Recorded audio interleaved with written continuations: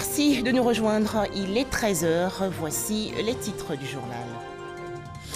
En Côte d'Ivoire, la forte mobilisation hier à Gagnoa, dans la région du Go, pour accueillir le Premier ministre Amadou Gon Coulibaly, qui a participé à un meeting d'hommage au président de la République, Alassane Ouattara. Le chef du gouvernement a exhorté les populations à la paix pour 2020. Toujours en Côte d'Ivoire, des avancées dans la lutte contre la traite, l'exploitation et le travail des enfants. 13 trafiquants ont été interpellés récemment dans la région du Sud Comoé. C'est un coup de filet de la sous-direction de la police criminelle. À noter également que 137 enfants mineurs ont été secourus. Enfin, la France et les pays du G5 Sahel discutent aujourd'hui de l'avenir de leurs relations dans la lutte contre les filières djihadistes.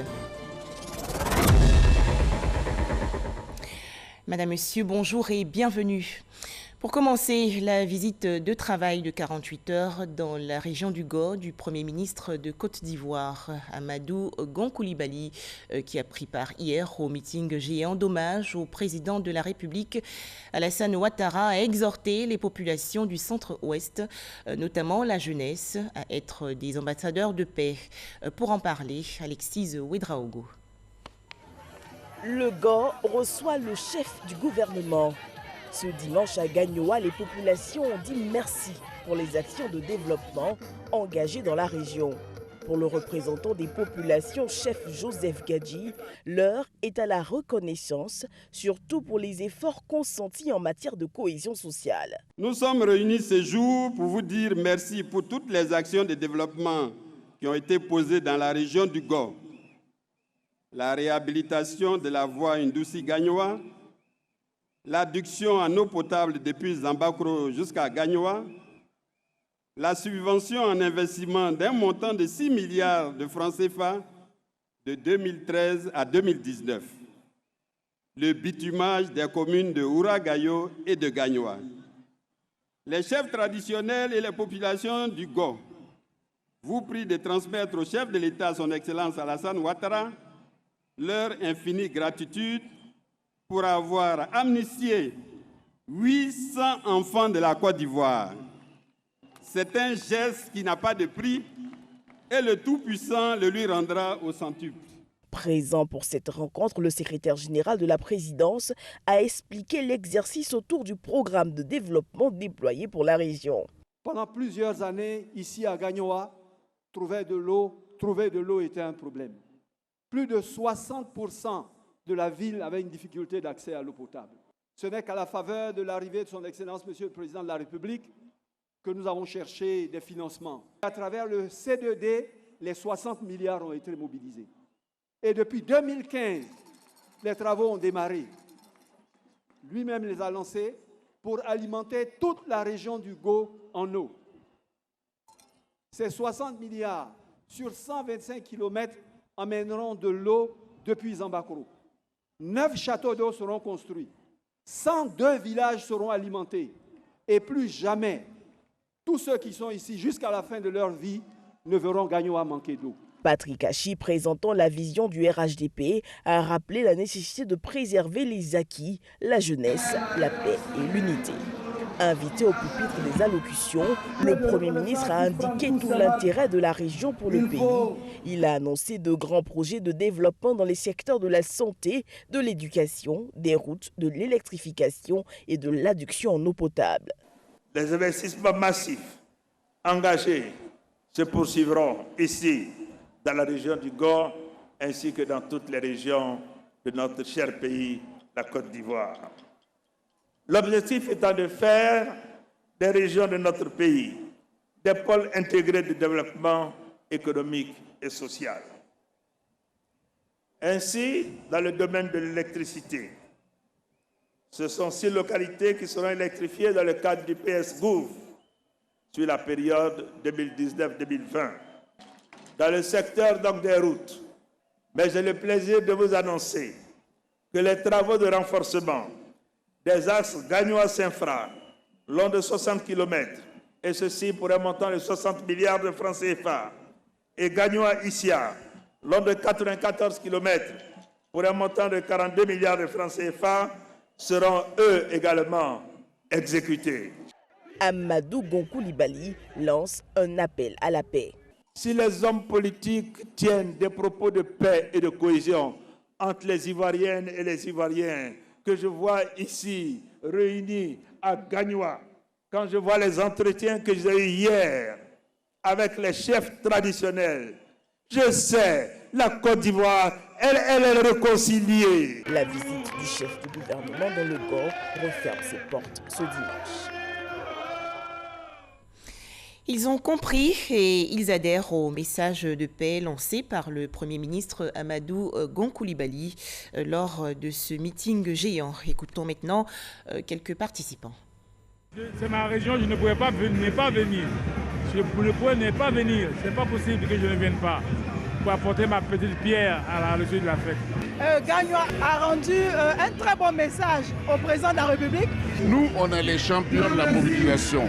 Il n'y a pas de problème à Gagnoa. On le montre tout le temps. Depuis que le président de la République arrive ici, nous avons toujours fait montre de gratitude par rapport à tout ce qu'il fait pour nous. Encore une fois, merci au président Alassane Ouattara. La satisfaction est totale au regard de la mobilisation qui est le reflet de l'engagement des populations. Ici, on le dit bien, on ne force pas. On vient quand on veut, comme on veut. Et on a démontré par cette mobilisation que Gagnoa est arrimée à la République. Et arrimée à la République, elle ne peut que contribuer à l'avènement d'une République en paix. Le président Ouattara apporte l'eau, il apporte l'électricité, il apporte la route, il apporte tout ce qu'il faut pour le confort des populations du Gor. Et en plus de cela, il fait la promotion des cadres du Gor. On ne peut que lui dire merci. Je suis très heureux de cette rencontre que nous avons souhaitée.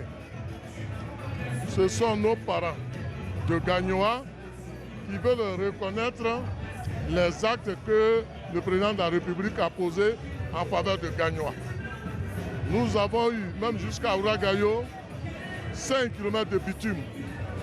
On a eu nos petites sœurs qui ont été nommées secrétaires d'État.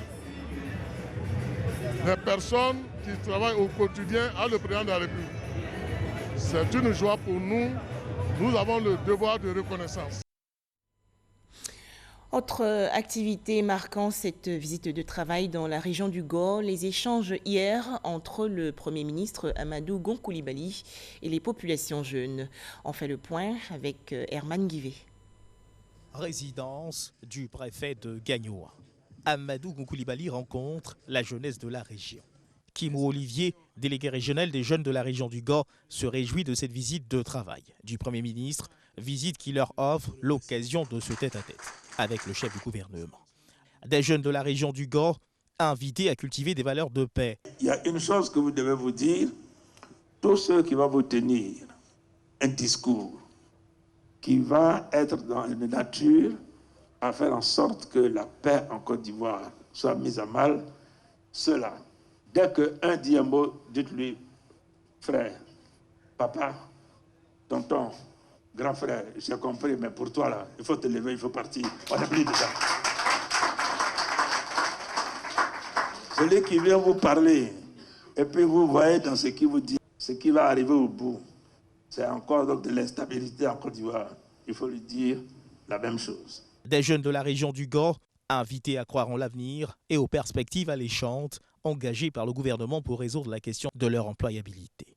Le ministre en charge de la jeunesse, Touré Mamadou, a lui présenté au cours de cette rencontre des projets d'insertion socio-professionnelle dont le financement est déjà acquis, invitant ces jeunes à s'approprier ces opportunités. Je voulais plaider, Monsieur le Premier ministre, auprès de vous, pour que ces jeunes aussi se battent. L'État a mobilisé d'importantes ressources, l'État a mobilisé les opportunités qui existent aujourd'hui. Il faut maintenant eux-mêmes se lever, se battre, aller dans les guichets emploi, aller à l'information, postuler lorsqu'il y a des programmes qui sont lancés, afin donc de bénéficier de ces programmes. Jeunes et chefs du gouvernement ont ensemble repris en chœur l'hymne national de la Côte d'Ivoire, une façon pour eux de ne jamais perdre de vue la pertinence et la profondeur des paroles.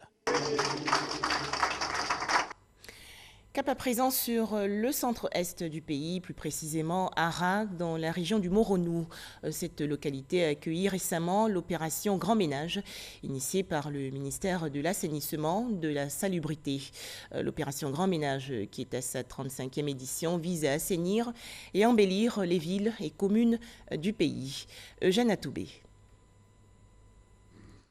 La ministre Anne Oloto et l'équipe en charge des actions du terrain de l'opération Grand Ménage n'ont rien eu à faire à Ara. C'est une ville débarrassée de ses ordures où les caniveaux ont été curés. Ara, une ville propre, de par la volonté de ses populations et de la municipalité. On a vu, on fait comme au village. C'est pour ça qu'on balaye tous les jours. Nos quartiers, on nettoie dans les caniveaux, on ne jette pas ordures dans nos quartiers. Nous appelons de tous nos voeux le soutien des opérateurs économiques, des administrations, de bonne volonté et surtout du gouvernement afin de nous aider. Tous les 13 quartiers de la commune d'Ara sont nettoyés au quotidien. Leurs habitants constamment sensibilisés à maintenir propre leur cadre de vie et œuvrer pour la promotion d'un environnement sain. C'est dans cet élan que la municipalité a institué un concours annuel récompensant le quartier le plus propre. L'édition 2019 a été remportée par le quartier Hébrin. La ministre de l'Assainissement et de la Salubrité s'est félicitée de ce qui apparaît comme engagement de la mairie d'Ara. L'action sera prolongée à travers l'installation de comités communal et départemental de salubrité baptisés par le parrain Théophile Awandouli. Ces deux comités ont été mis en mission. Les populations ont pris leurs responsabilités et ont travaillé à rendre leur commune propre. Le gouvernement fait des efforts pour rendre aujourd'hui moderne notre système de gestion des déchets solides ménagers et assimilés. Mais à côté de cela, nous devons changer de comportement. La ministre Anne Oloto a été faite reine-mère d'Ara. Son nom de règne, Anoumou Akassi. La reine-mère exhorte les populations à observer en tout temps et en tout lieu un comportement éco-citoyen afin que la commune d'Ara soit une référence en matière de salubrité et d'assainissement. Un tout autre sujet à présent. Cette opération a été menée dans les plantations de cacao et sur les axes routiers dans la région du Sud Comoé. 137 enfants mineurs ont été secourus et 13 trafiquants interpellés dans cette région du sud-est du pays.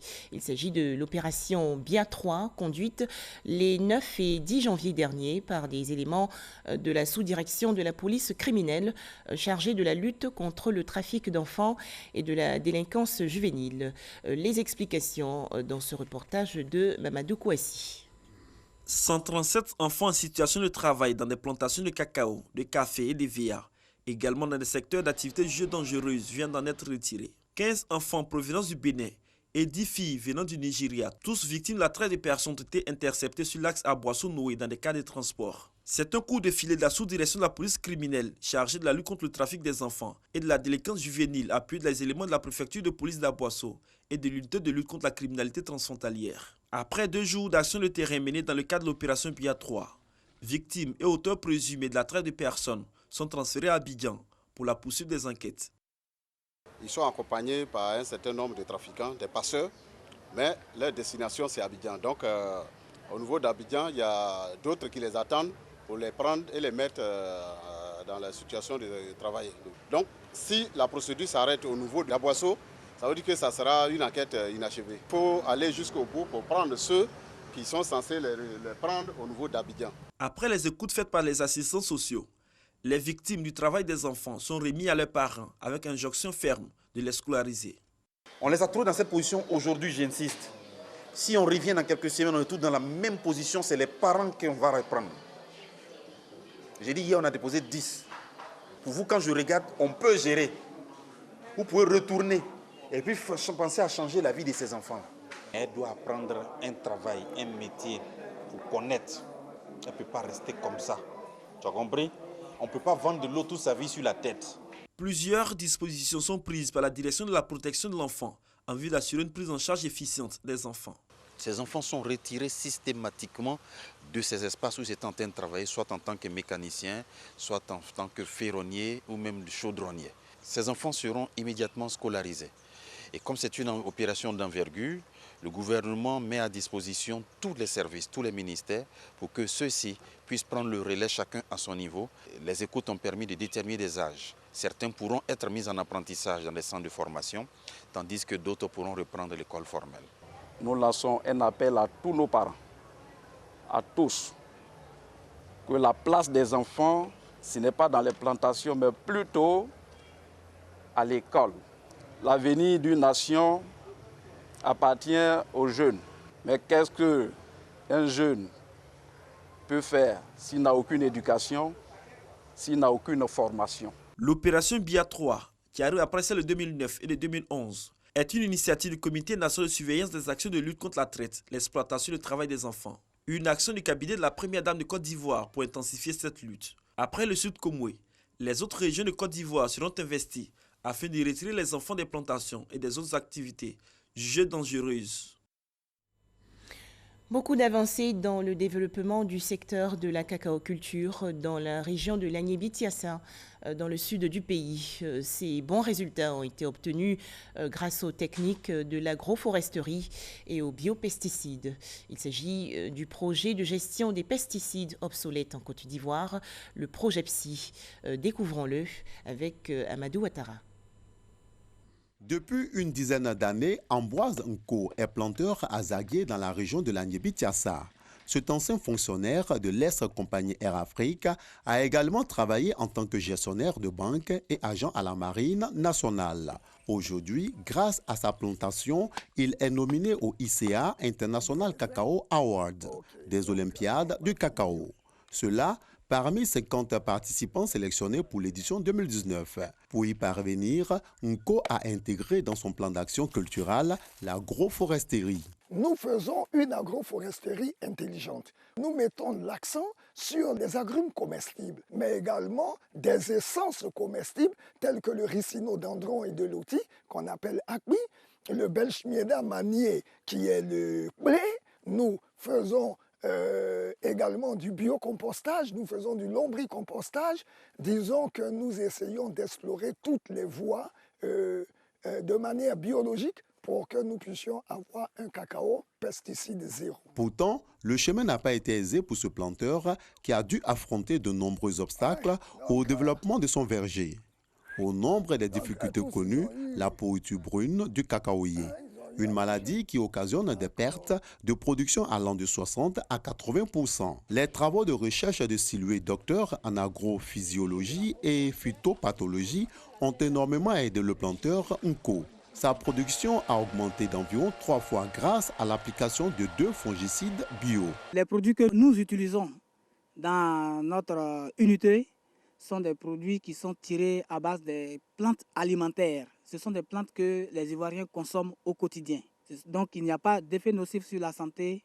Aujourd'hui, nous sommes passés de 750 kg à pratiquement 2 tonnes l'hectare. Ces résultats s'inscrivent dans le cadre du projet de gestion des pesticides obsolètes en Côte d'Ivoire, projet PSI en sa composante 3, qui tient à promouvoir la lutte intégrée contre les nuisibles à travers les fongicides bio. L'usage du biopesticide a permis de protéger les cabosses dès leur floraison jusqu'à la production. Pour nous, c'est un résultat assez encourageant, assez satisfaisant. Dans le programme Agnibi, nous avons à peu près 24 coopératives qui existent dans ces zones avec à peu près 1500 planteurs. Ils ne sont pas loin d'Abidjan.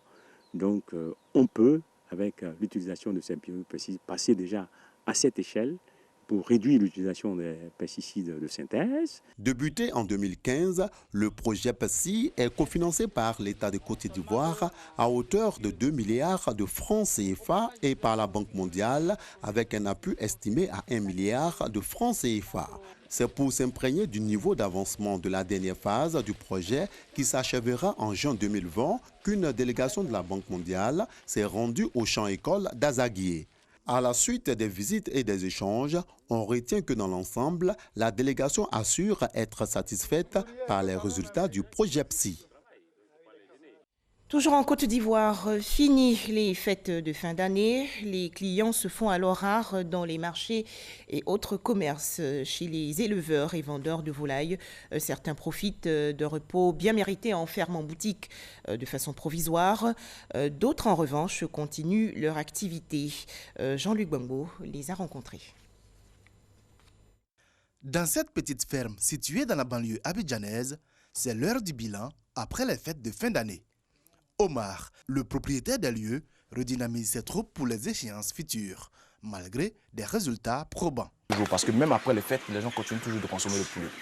Donc c'est de ne pas seulement laisser, on a vendu uniquement pendant le mois de décembre et puis après on les laisse comme ça. On s'était fixé un objectif de 5 000 et nous avons quand même pu dépasser vraiment ce cap de production. C'est environ déjà entre 10 et 12 millions déjà que nous avons pu faire avec l'ensemble des ventes que nous avons effectuées pendant cette période. Une cadence que veut maintenir ce jeune chef d'entreprise, même après les fêtes. C'est le deuxième week-end du mois de janvier, donc ils seront prêts déjà pour la vente. Donc dès demain déjà, nous allons abattre autour de 500 sujets et ça sera comme ça donc, pendant tout le mois de janvier. Janvier, un mois qui correspond bien souvent à une période de flottement chez les éleveurs et dont veut profiter Omar. Depuis la première semaine déjà, on a beaucoup d'appels, beaucoup de personnes, parce que la plus bon nombre d'éleveurs ont vidé leur ferme et ils attendent, avec l'harmattan aussi, qui est un facteur. On ne peut pas faire venir des poussins parce qu'il fait beaucoup froid. Donc beaucoup attendent donc le mois de février, le temps de laver le bâtiment, de faire le vide sanitaire. Donc nous, on profite aussi de cette occasion-là pour pouvoir aussi écouler nos produits. Des fermiers qui veulent continuer de se frotter les mains, pendant que, sur les marchés de volailles, les revendeurs, eux, continuent de savourer les bonnes affaires de décembre. Si elle prend la fête, il n'y a pas du mal le temps de causer avec vous trop. Et elle a dû m'occuper de mes clients. Mon souhait chez les clients vient chaque jour. Ce qu'on voulait, on a eu. On a fêté en paix. Et nous, en ce qui nous concerne, nous on peut dire merci parce qu'on a envoyé les poulets sur le marché et puis c'est fini. Parce que souvent, quand ça ne finit pas, c'est un problème. La viande de volaille, un penchant définitivement affirmé en Côte d'Ivoire. La consommation de volaille par habitant et par an est passée de 0,43 kg en 2006 à 2,2 kg en 2019, selon l'interprofession avicole ivoirienne IPRAVI. Un autre penchant naissant, celui-là pour la viande de lapin. Mamadou Soro a beau être l'un des plus grands éleveurs de lapins du pays, il n'a pu échapper à la rupture de stock d'après les fêtes. Bonjour. La livraison ne serait pas possible. Il ne reste que les jeunes, les enfants, et puis les reproducteurs et reproductrices. Voilà. Donc actuellement, il n'y a plus rien à vendre. Des propos qu'il tient à ses clients depuis environ 2 semaines. Mamadou Soro vend en moyenne 500 lapins chaque 2 mois.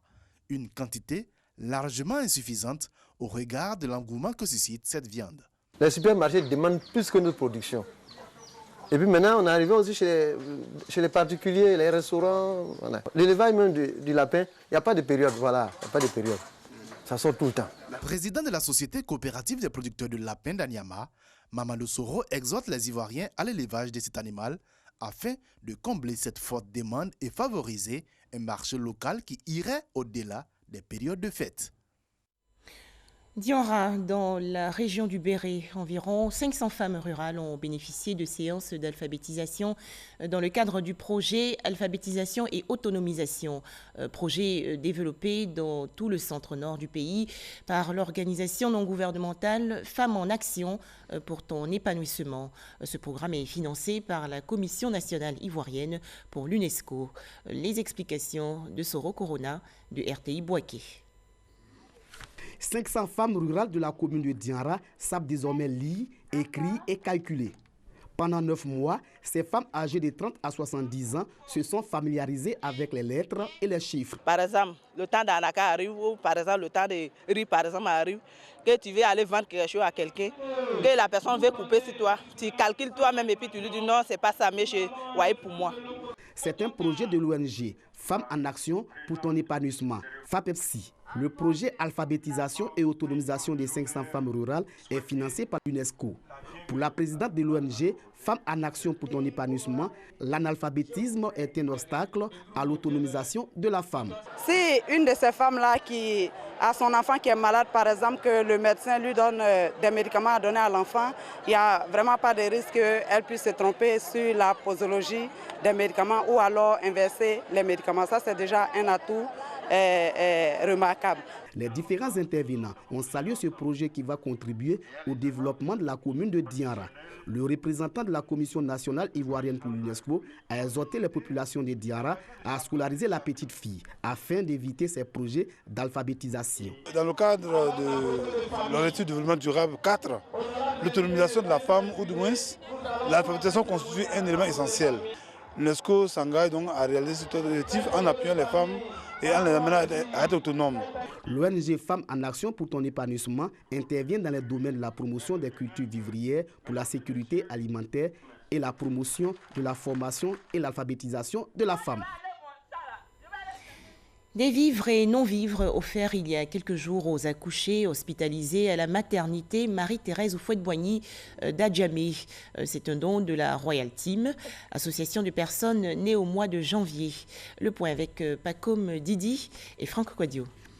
La quiétude de la salle d'accouchement de la maternité Thérèse Houphouët-Boigny troublée par des visiteurs peu ordinaires, de jaune ou de blanc vêtus. Ils sont venus les bras chargés de kits d'accouchement. Rosalie, nouvelle maman, reçoit leur visite. Ce sont les natifs du mois de janvier. Mon bébé est né à 8h50 le 11 janvier. Je vous dis merci. D'autres mamans, dans d'autres salles, reçoivent leur visite. Ces natifs de janvier sont issus du TDN, le Tout dans les Natifs, forum qui réunit des personnes nées dans un même mois autour des idéaux de paix, de fraternité, de gaieté et de solidarité. Avoir l'esprit de partage, le don de soi, essayer de partager avec ceux qui ont moins que nous. Et donc c'est dans cette ligne-là qu'on a décidé de faire cette action. Après la maternité, un tour dans cette pouponnière. Ici, des dons en vivres et en non-vivres sont faits. Dans ces champs sont au rendez-vous.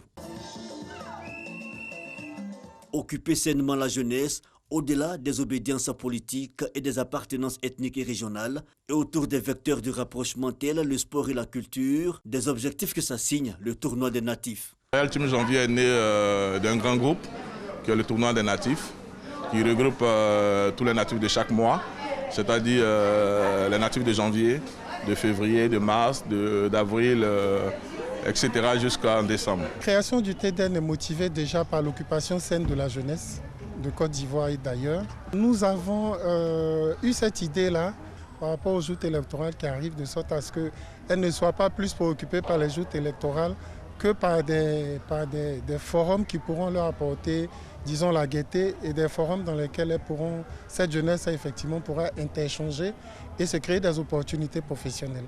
Prochain challenge, don de sang et planting d'arbres. Après des activités sociales initiées dans plusieurs mosquées et églises.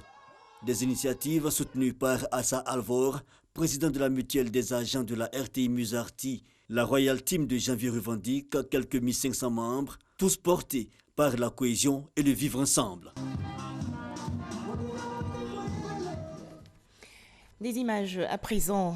4 nouveaux prêtres vont désormais célébrer l'office religieux dans le diocèse de Yopougon. Ils ont été ordonnés lors d'une cérémonie le 11 janvier dernier à la cathédrale Saint-André. C'était en présence de Monseigneur Salomon Lezoutier, évêque du diocèse de Yopougon. Hors de chez nous, cette réunion pour renforcer la légitimité contestée des militaires français déployés dans la zone sahélienne. Les présidents du G5 Sahel, notamment le Tchad, le Niger, le Burkina Faso, le Mali et la Mauritanie, participent cet après-midi à une rencontre à Pau, dans le sud-ouest de la France, avec leur homologue français Emmanuel Macron. En Guinée-Bissau, la Cour suprême a rejeté hier les recours du candidat malheureux à la présidentielle Domingo Pereira. Cette instance a également autorisé la publication des résultats définitifs du scrutin, ouvrant ainsi la voie à l'officialisation de la victoire de Umaru Sissoko Embalo. Enfin, un cessez-le-feu à l'initiative de la Turquie et de la Russie est entré en vigueur hier en Libye, où des combats font rage depuis plus de 9 mois aux portes de Tripoli, la capitale. Les belligérants, notamment le maréchal Khalifa Haftar et Fayez Sarraj, le chef du gouvernement d'accord national, vont signer aujourd'hui le document à Moscou, en Russie. Et c'est la fin de ce journal. Merci de nous avoir suivis.